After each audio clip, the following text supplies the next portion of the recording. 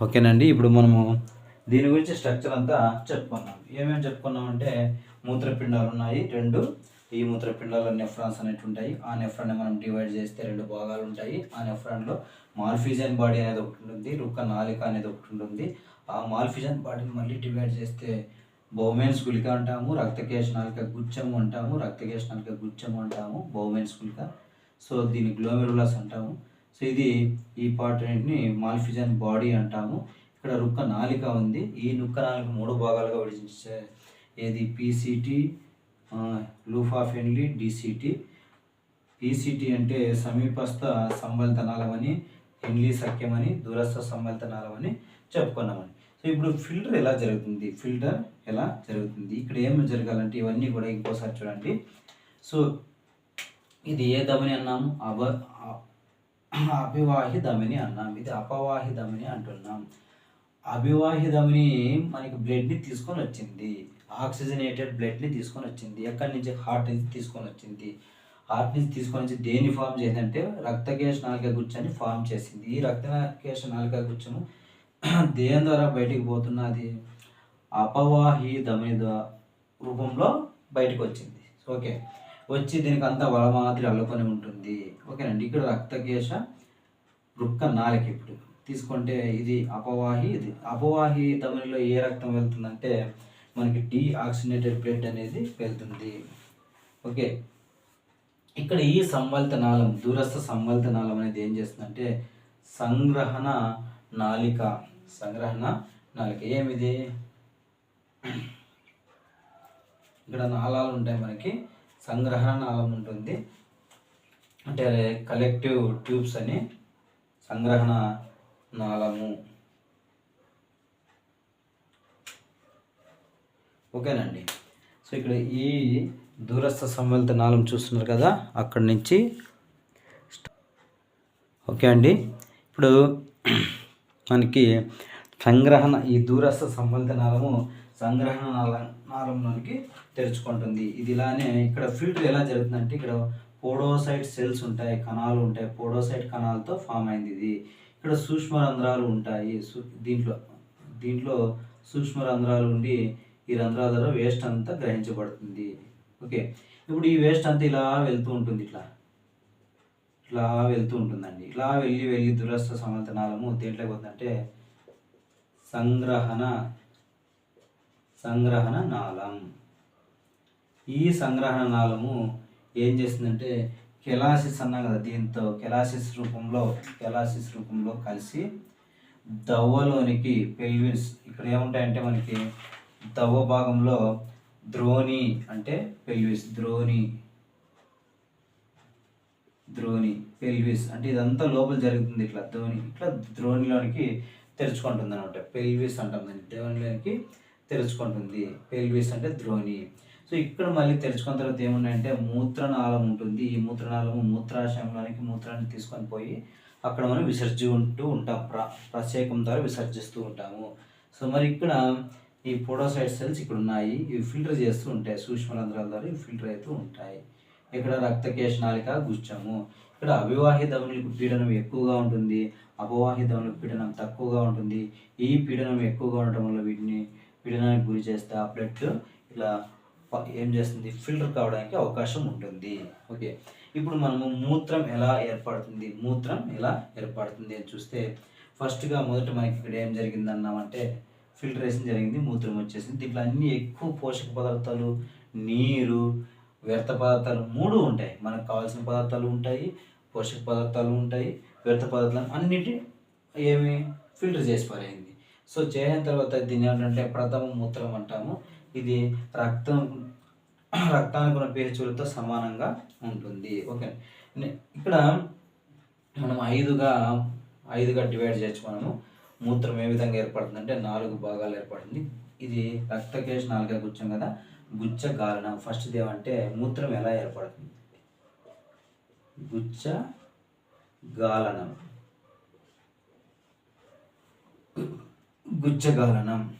ఒక నిమిషం అండి. గుచ్చగాలనం అంటే ఇది రక్తకేశ నాళిక గుచ్చగాలనం, దీంట్లో ఫిల్టర్ జరిగింది. ఓకే, నెక్స్ట్ టైం ఏమవుతుందంటే వర్ణనాత్మక పునఃశోషణ. ఇక్కడికి వచ్చేసరికి పునఃశోషణ మళ్ళీ శోషించుకుంటాయి అన్నిటిని ఆహార పదార్థాలని. అంటే ఇక్కడ వర్ణ అంటే భేదంగా, అంటే మనకి ఏవైతే ఉపయోగపడతాయో వాటిని మళ్ళీ ఒకసారి లోపలికి శరీరంలోకి శోషించుకుంటాయి. వ్యర్థాలు మళ్ళీ ఇలానే ముందుకు పంపిస్తూ ఉంటాయి. ఓకే,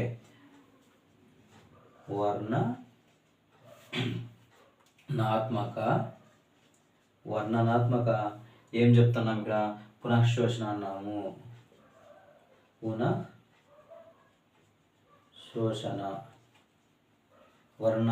పునఃశోషణ అన్నాం. అంటే మళ్ళీ ఒకసారి ఇవి శోషించుకుంటే మనకు కావాల్సిన ఆహార పదార్థాల యొక్క రసాయనాల్ని వెనక్కి రిటర్న్ తీసుకుంటూ ఉంటాయి. నాళస్రావం అంటాం. మళ్ళీ లాస్ట్లో ఏమి? Tubular secretion. నాళస్రావం. ఇక్కడ ట్యూబులర్ సెక్రీషన్ ఈ భాగంలో నాళస్రావం అంటాం. ఓకేనండి, నాళస్రావం అంటాము. నాళస్రావం మూడో పార్ట్. అంటే మూత్రం ఎలా ఏర్పడుతుంది? హెడ్డింగ్ ఏమి ఇక్కడ? మూత్రం ఎలా ఏర్పడుతుంది. ఫస్ట్ ఏమి? గుచ్చగలనం, వర్ణనాత్మక పునఃశోషణ, నాళస్రావం. అధిక గాఢత గల మూత్రం ఏర్పడడం. లాస్ట్లో ఏముంటుందంటే అధిక గాఢత గల మూత్రం ఏర్పడడం. అధిక గాఢత గల మూత్రం ఏర్పడటం.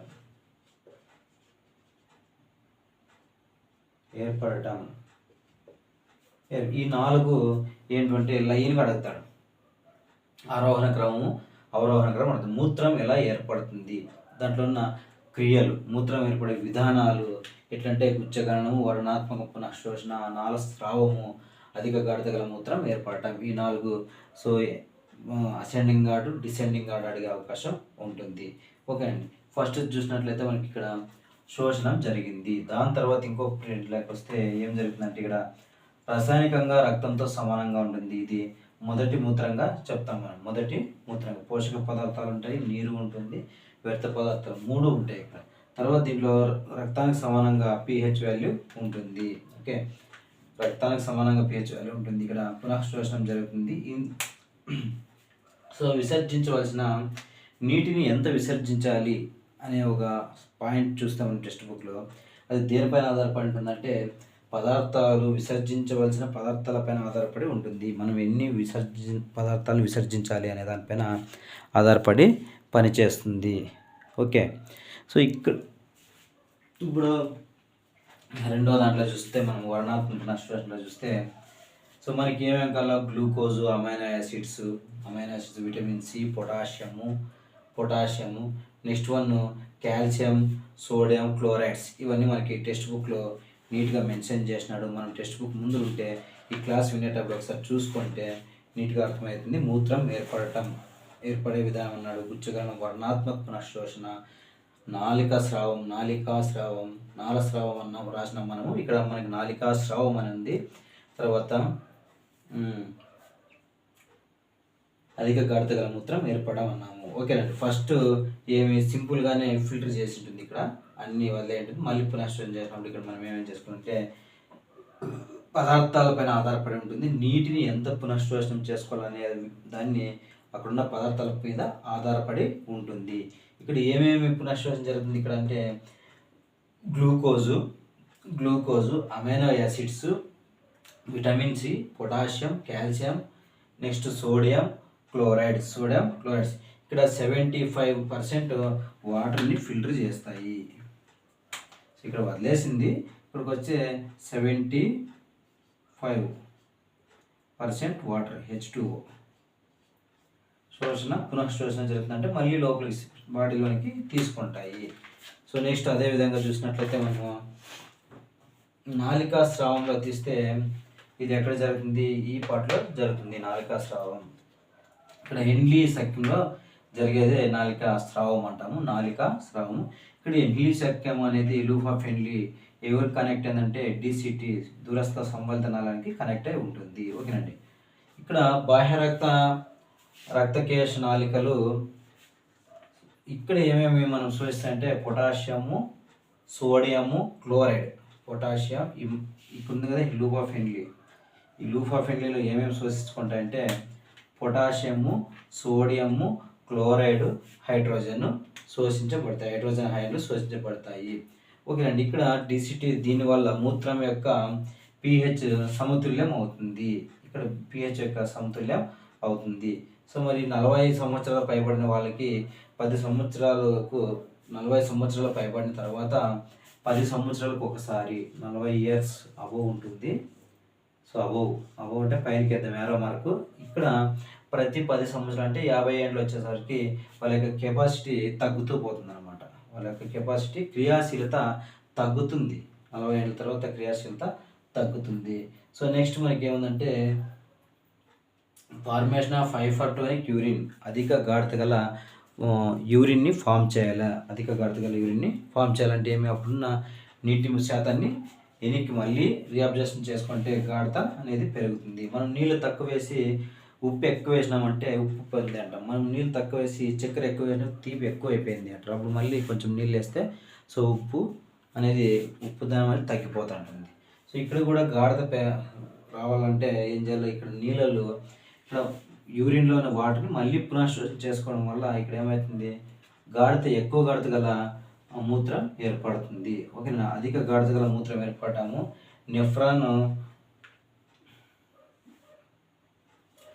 నెఫ్రాన్ సో వడిగట్టిన మూత్రంలో నెఫ్రాన్ వడగట్టిన మూత్రంలో ఎంత శాతం అంటే 75% నీరు పీసీటీలో పునఃశోషణ జరుగుతుంది. ఇక్కడ 75% నీళ్ళు తీసుకున్నాం కదా. ఓకేనండి. నెక్స్ట్ మనకి సంగ్రహణ నాళం ఎక్కడ ఈ డిసిటీ సంగ్రహణ నాళంలో కలిసి ఉంటుంది. ఓకే. సంగ్రహణలో ఏం జరుగుతుందంటే నీటిలో మనకి వాసోప్రెసిన్ అనే ఒక హార్మోన్ రిలీజ్ అవుతుంది.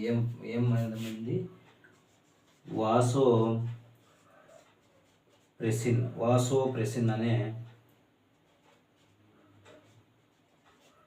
వాసోప్రెసిన్ అనే హార్మోన్ రిలీజ్ అవుతుంది. అందుకే మనకి ఇది యూరిన్ అనేది వాసన వస్తుంది. అదేవిధంగా ఒక్కొక్కప్పుడు మనకి ఫీవర్ వచ్చినప్పుడు పసుపు రంగులకు కూడా మారుతుంటుంది. యూరిన్ అనేది అధిక గాఢత ఉన్నప్పుడు పసుపు రంగులకు కూడా మారుతుంది అనమాట. సో ఓకే, ఇదంతా సెటప్ ఇక్కడంతా లోపల అయిపోయినాక ఇది ద్రోణిలాగా తెలుసుకోవడానికి ఇది మూత్రనాళం వస్తుంది. ఇప్పుడు మూత్రనాళం ఏం చేస్తుందో చూద్దాం ఒకసారి. ఇది నెఫ్రాన్ యొక్క స్ట్రక్చర్.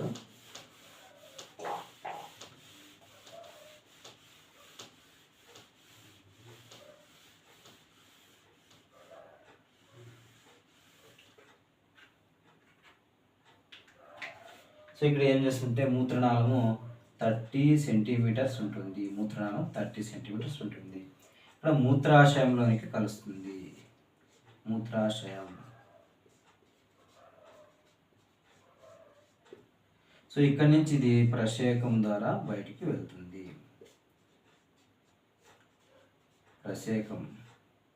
ప్రశేకం ద్వారా మూత్రం అనేది బయటికి విసర్జించబడుతుంది. సో ఇక్కడ మనకి ఏం లేదండి, పల్చని గోడలు కలిగి ఉండి బేరేడు పండు మాదిరి ఉందని దీనికి మనకి టెక్స్ట్ బుక్లో ఇచ్చిన మెన్షన్. సో ఇక్కడ మనకి ఏంటంటే తాత్కాలికంగా దీంట్లో నిల్వ చేసే కెపాసిటీ ఎంత అంటే 300 నుంచి 800 ml యూరిన్ని మనం ఇక్కడ స్టోర్ చేయవచ్చు. ఎందుకంటే ఎక్కువ యూరిన్ స్టోర్ చేస్తే అప్పుడు ఇక్కడ ఉన్న నరాలు అప్పుడే మజిల్స్ అన్నీ కూడా ఏం చేస్తాయి, వర్తుల సంవరణి కండరాలు. ఇక్కడున్న కండరాలు ఏంటంటే వర్తుల సంవరణి కండరాలు.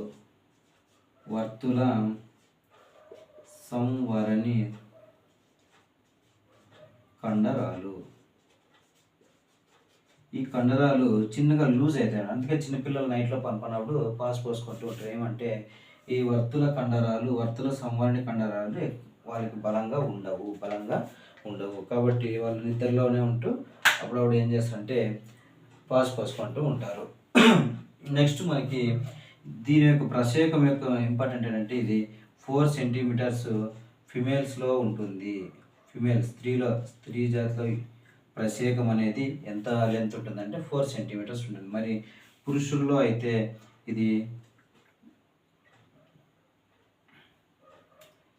సెంటీమీటర్స్లో ఇచ్చినాడండి. ఒక్క నిమిషం. సో మనకి పురుషుల్లో అయితే ఎంత సెంటీమీటర్లో ఉంది,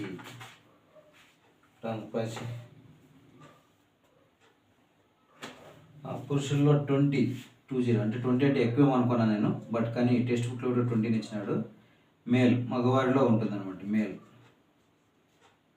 సో మగవారిలో ప్రశాఖం ఎంత పొడవు ఉంది, లెంత్ అంటే 20 సెంటీమీటర్స్, ఆడవాళ్ళు 4 సెంటీమీటర్స్ ఉంటుంది. ఓకే. సో నెక్స్ట్ ఇక్కడ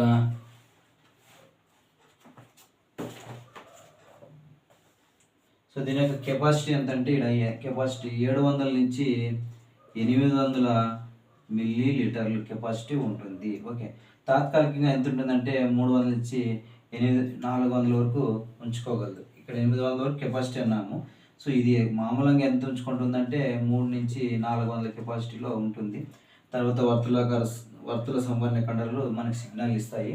సో సిగ్నల్ ఇస్తే వాటిని మనం ఏం చేయాలా, విసర్జిస్తూ ఉండాలి. రోజుకి మనం ఎంత యూరిన్ విసర్జిస్తామంటే 1 లీటర్ 1.60 నుంచి 1.80, దాదాపు 1.75 లీటర్ 1.8 లీటర్ని మనం విసర్జిస్తూ ఉంటాము. ఓకే అండి. నెక్స్ట్ మూత్ర సంఘటనం అని ఒక పాయింట్ ఇచ్చినాడు మనకి టెక్స్ట్ బుక్లో.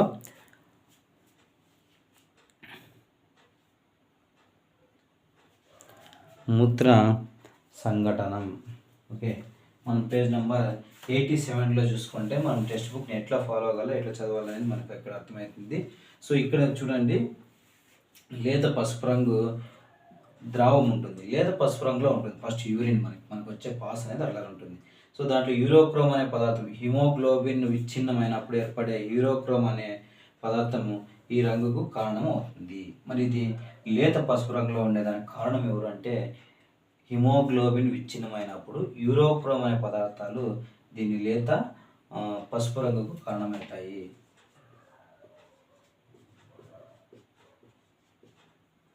లేత పసుపు రంగు.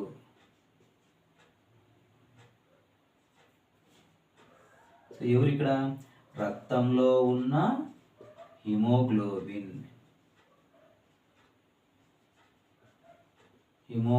విచ్ఛిన్నమయ్యి, సో ఇది దేనికి, యూరోక్రోమ్ అనే పదార్థం ఈ రంగు కారణం అవుతుంది. లేత పసుపు రంగులో మూత్రం ఉండడానికి కారణం అంటే యూరోక్రోమ్.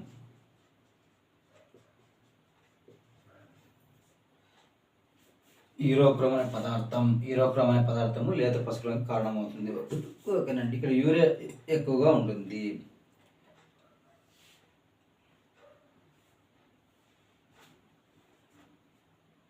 సో ఇక్కడ కాలేయంలో కొన్ని చర్యలు జరుగుతాయండి. ఈ కాలేయంలో దీన్ని ఏమంటామంటే మనము డీఅమైలేషన్ అంటాము. డీఅమైలేషన్ కాలేయము. ఓకే. ఈ కాలేయంలో ఏదైనా చేసే పనిలో వ్యత్యాసాలు ఏదైనా వస్తే అప్పుడు ఏమవుతుందంటే యూరియా ఎక్కువగా ఏర్పడుతుంది. మన యూరిన్లో యూరియా ఎక్కువగా ఏర్పడుతుంది. ఆ యూరిన్ పోసినప్పుడు మనకి మంట వస్తుంది. ఎండాకాలంలో మనం పల్లెల్లో చూస్తుంటామండి, సాధారణంగా చురుకు తీసుకుపోయింది, ఉడుకైంది అని చిన్న చిన్న డ్రాప్స్ యూరిన్ని రిలీజ్ చేస్తూ ఉంటారు. సో అలాంటి ప్రాబ్లమ్స్నే మనం ఏమనాలంటే, ఈ కాలేయం ఆ ప్రాబ్లమ్స్ ఎట్లా వస్తాయంటే, కాలేయంలో కొన్ని చర్యలు జరగాలి. ఆ చర్యల్లో దాన్ని ఏమంటామంటే డీఅమైలేషన్ అంటాము. ఆ డీఅమైలేషన్ సరిగ్గా జరగకపోతే మనకి ఏమొస్తుంది, యూరియా అనేది ఎక్కువగా ఫామ్ అవుతుంది. మన యూరిన్లో యూరియా అనేది ఎక్కువగా ఫామ్ అవుతుంది. ఓకే అండి. పిండి పదార్థాలు అధికంగా తీసుకున్న వారిలో మూత్రం అధిక చక్కెర కనిపిస్తుంది. అంటే షుగర్ పేషెంట్లకి సంబంధించింది. అది ఇన్సులిన్ ద్వారా వస్తుందని మనం కోఆర్డినేషన్లో చెప్పుకుంటాం. ఓకేనండి. నెక్స్ట్, సో అధిక మూత్రం రావడం వలన అనేక సార్లు మూత్రానికి వెళ్ళాల్సి ఉంటుంది. నెక్స్ట్, మూత్రంలో 96% నీరు ఉంటుంది. మనం మూత్రాన్ని విసర్జిస్తే మూత్రంలో 96% వాటర్ ఉంటుంది, H2O ఉంటుంది. మరియు 2.5% కార్బన్ పదార్థాలు ఉంటాయి. 2.5% కార్బన్ పదార్థాలు ఉంటాయి. నెక్స్ట్, అదేవిధంగా యూరియా, యూరిక్ ఆమ్లము, క్రియాటిన్, క్రిటినైన్ నీటిలో కలిగి ఉంటే హార్మోన్స్, అలెక్స్లు, సో ఇవన్నీ కూడా ఉంటాయి. మరి మూత్రం యొక్క ఆమ్లయుత మూత్రం యొక్క pH వాల్యూ అంటే 6.0. మూత్రం యొక్క pH వాల్యూ అంటే 6.0 వాల్యూ అవుతుంది. సో ఇక్కడ మనకి ఏమైందంటే ESRD అనేది ఒకటి ఇక్కడ పదం మెన్షన్ చేయండి. ఎండ్ స్టేజ్ రీనల్ డిసీజెస్ అన్నాడు. ఎండ్ స్టేజ్ రీనల్ అంటే ఈ మూత్రపిండాలు చెడిపోయేది అనమాట. ESRD ESRD. సో ఈఎస్ఆర్డి అనేది ఎండ్ స్టేజ్ రీనల్ డిసీజెస్ అంటాడు. అంటే కిడ్నీలు పాడయ్యేదాన్ని మనం ఏమంటే ఈఎస్ఆర్డి అనే పదంతో చూపిస్తాం. ESRD end stage renal diseases. So అప్పుడు ఏం చేస్తామంటే కృత్రిమంగా మనం కిడ్నీని మార్చుకోవాల్సి వస్తుంది. ఓకేనండి, కృత్రిమంగా మనము కిడ్నీని మార్చుకోవాల్సి వస్తుంది, లేదా కిడ్నీని ఫిల్టరేషన్ చేస్తే ఆర్టిఫిషియల్ మిషన్ ఒక అతను కనిపెట్టాడండి. ఆర్టిఫిషియల్ మిషన్ని కనిపెట్టారు మన వాళ్ళు. సో అవి ఏంటంటే ఇక్కడ డయాలసిస్, కృత్రిమ మూత్రపిండం. ఓకే, సో ఇక్కడ కృత్రిమ మూత్రపిండంలో మనకి సెల్లోఫేన్ ఒక ముఖ్యమైన ధమని ద్వారా బయటకు తీస్తారు. హీమోడయాలసిస్ అంటాం. ఈ బ్లడ్ని ఇలా మిషన్లో మనం ఫిల్టర్ చేసి దాంట్లో ఉన్న అయాన్స్ అన్నింటినీ, అంటే మలినాలన్నింటినీ తొలగించేసి మళ్ళీ మనిషి బాడీలోకి ఎక్కిస్తారు. ఆ మిషన్ని అలా తయారు చేస్తే, అంటే బ్లడ్ని ఫిల్టర్ చేసి మిషన్ ద్వారా పంపిస్తే దాన్ని హీమోడయాలసిస్ అంటాము. ఆ మిషన్ని డయాలసిస్ అంటారు. మిషన్ని డయాలసిస్ అంటూ ఉంటారు. ఓకే అండి, ఇక్కడ 1954లో సుమారు మన భారతదేశంలో చార్లెస్ హాఫ్ నెగెల్ అనే అతను, చార్లెస్ హాఫ్ నెగెల్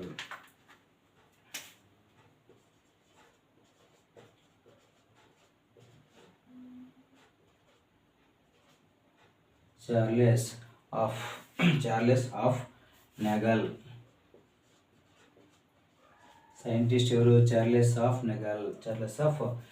ఇక్కడ మొదటిసారిగా డిసెంబర్ 1 తేదీన 1971 క్రిస్టియన్ మెడికల్ కాలేజ్లో మూత్రపిండాల మార్పిడి చేసినాడు. ఎక్కడంటే 1971లో కృత్రిమ మూత్రాన్ని, అంటే ఒకరి దగ్గర ఉన్న మూత్రాన్ని తీసి ఇంకొకరికి ఇవ్వడం.